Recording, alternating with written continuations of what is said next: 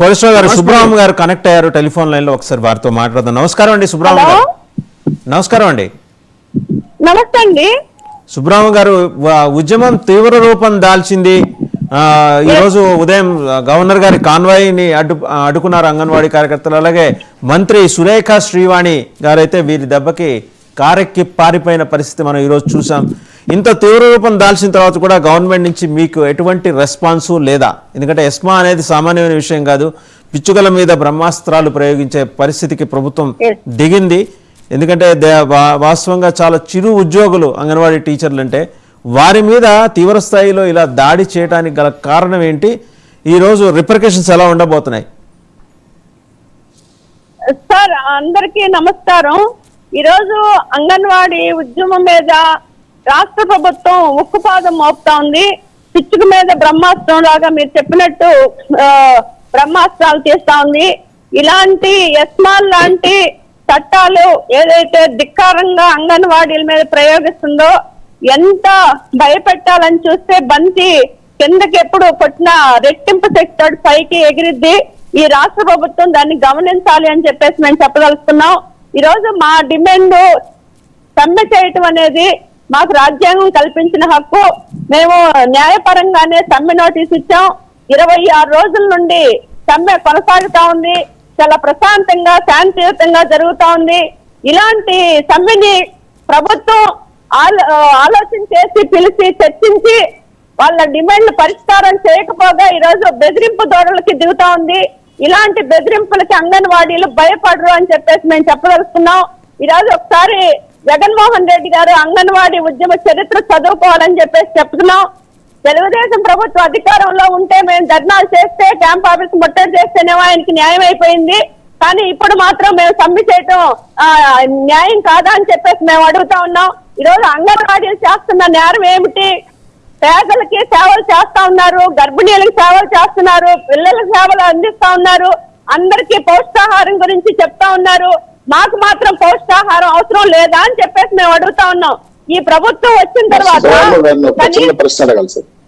అడగండి శ్రీనివాస్ చౌదరి గారు. సుబ్రహ్మణ్యం గారు, టీడీపీ లీడర్ శ్రీనివాస్ చౌదరి గారు మాట్లాడారు. నమస్తే అండి.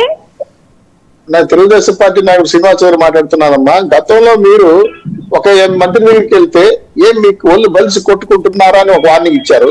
అదే ఆర్థిక శాఖ మంత్రి మన బుగ్గన దగ్గరికి వెళ్తే వివరించడానికి మీరే పెళ్లి పత్రికలు ఇచ్చివ్వడానికి వచ్చారా అని చెప్పి వాళ్ళు వ్యంగ్యంగా మాట్లాడారు.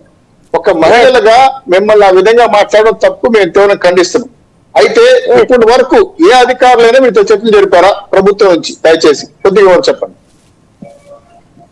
మేము సమ్మె నోటీస్ ఇచ్చిన వెంటనే ఈ రోజు మాతోటి 3 సార్లు అధికారులు, ప్రభుత్వ ప్రధాన కార్యదర్శితో సహా చర్చలు జరిగినాయి. 2 సార్లు గ్రూప్ ఆఫ్ మినిస్టర్లతో చర్చలు జరిగినాయి.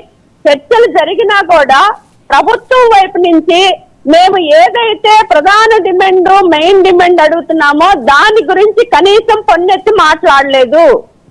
మొన్న ప్రధాన డిమాండ్ చెప్పండి దయచేసి. ప్రధాన డిమాండ్ కాదు చెప్పండి ప్లీజ్. ప్రధాన డిమాండ్ లేదు చెప్పండి. 1 2 3 4 ప్రధాన డిమాండ్ ఈ రోజు అంగన్వాడీలకి ఈ ప్రభుత్వం వచ్చిన తర్వాత 1000 రూపాయలు మాత్రమే వేతనాలు పెంచింది. జగనన్న వచ్చే ముందు తెలంగాణ కన్నా అదనంగా వేతనాలు ఇస్తానని చెప్పేసి అంగన్వాడీ మహిళలకు హామీ ఇచ్చాడు.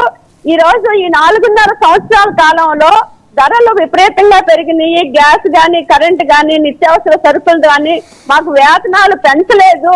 కనీస వేతనాలు 26,000 రూపాయలు ఇవ్వాలని చెప్పేసి డిమాండ్ ఉన్నప్పటికీ ఈ ప్రభుత్వం, రాష్ట్రము ఆర్థిక పరిస్థితి, బడ్జెట్ దృష్టిలో ఉంచుకొని కనీసం ముఖ్యమంత్రి గారు ఇచ్చిన హామీ అయినా అమలు చేయాలని చెప్పేసి 4 సంవత్సరాల నుంచి మేము అనేక మార్లు ప్రభుత్వ దృష్టికి తీసుకెళ్ళాము. మంత్రులను కలిసాము, ప్రజాప్రతినిధులను కలిసాము, అధికారులను కలిసాము, రిప్రజెంటేషన్ ఇచ్చాము.